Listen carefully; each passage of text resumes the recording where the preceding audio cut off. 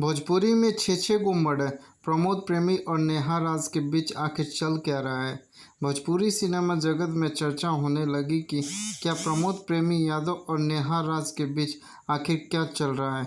इन्हीं सब के छः छः गो मर्डर गाना वीडियो यूट्यूब पर खूब देखा जा रहा है। भोजपुरी सिनेमा जगत में प्रमोद प्रेमी यादव एक बड़े नाम बन चुके हैं।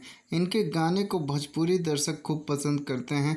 इस बीच इनका एक गाना चर्चा का विषय बना हुआ है। इसकी वजह है इनका टाइटल, जो लोगों को भा रहा है, क्योंकि गाने की टाइटल छः छः गो मर्डर ने बता दिया कि अब भोजपुरी में क्या चल रहा है और वह किसी से पीछे नहीं है।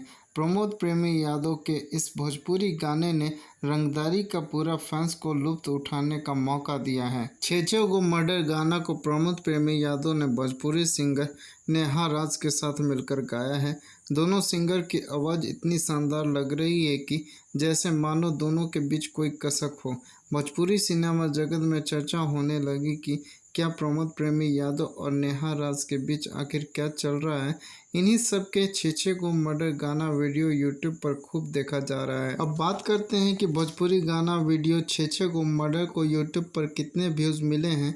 इस गाने को अब तक 1,32,000 से ज़्यादा बार देखा जा चुका है। यह गाना 25 सितंबर 2023 को यूट्यूब पर अपलोड किया गया है।